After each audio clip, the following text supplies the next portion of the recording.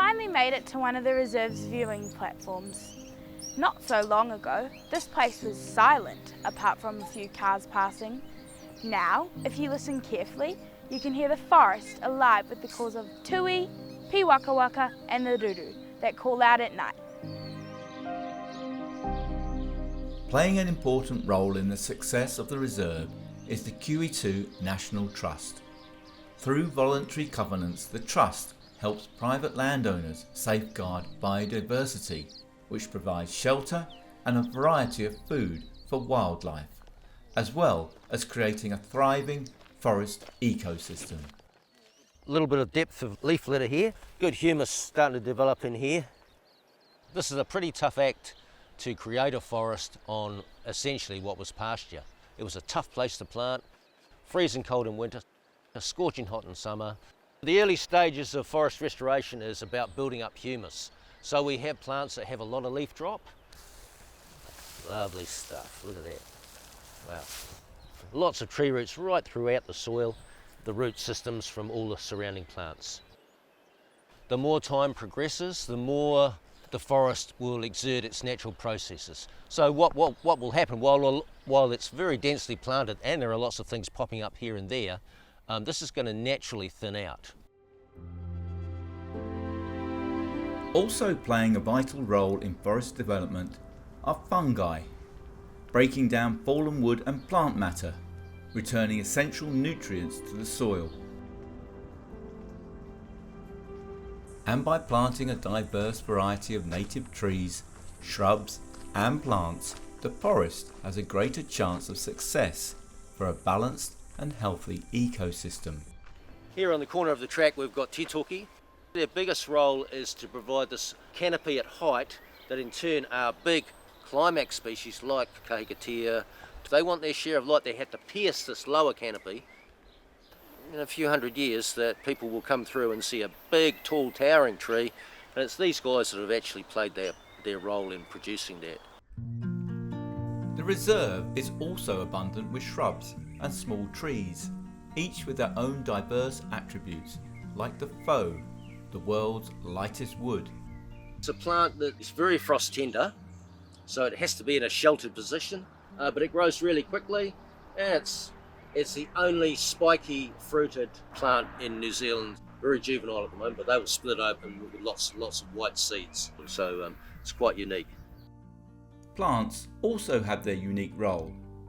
Located by the Hillcrest entrance is Piranoa, one of New Zealand's 8 mistletoe species. In this case it's using totara as a host, so a mistletoe has to get all its water and all its nutrients by putting its roots into a living tree. They have bright orange fruit, which is a great bird feeder. Unless you planted them, the odds on these guys producing a new plant are pretty low. The white mistletoe also needs a helping hand. If we want to introduce it, pluck out one of those fruits and we give it a squeeze, we put it in our mouth, get some digestive juices on it, and then you see it gets tacky. The place we need to put it on a host, and Tarata is a good host, on that node. Okay, and there it is there. Then in 4 years it'll start having fruit just like this. It's an important food source. As the reserve's ecosystem develops, it provides a suitable habitat for more elusive animal species to move into, like the Naheri gecko. They like to hang out at the edges of branches, at tops of trees, away from cats, most rats and that sort of stuff. So there's every chance there could be Naheri geckos out here. Pretty much all New Zealand geckos, including Naheri geckos, are endangered. If you don't have the habitat, you don't have any hope. Once you've got the habitat, pest control will give them a fighting chance.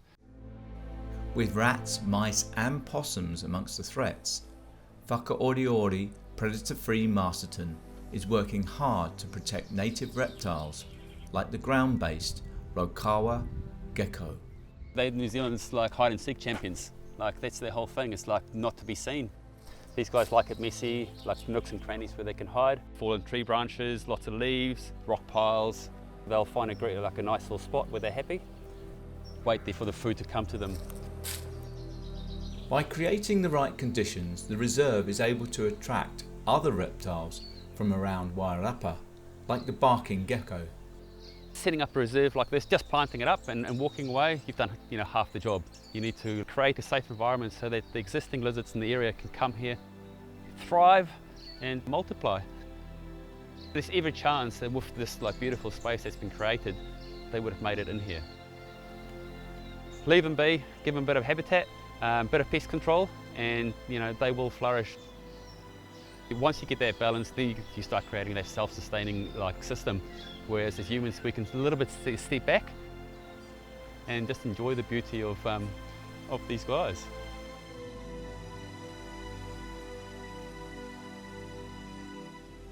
Thank you for reaching the end of your journey through the reserve. So maybe next time you can come plant a tree on a working bee, or just bring a friend who hasn't been here before, because every little bit of love helps keep this forest alive. And remember, if you can't find your way out, look for those handy out signs. Ka kite anō, and see you back here soon.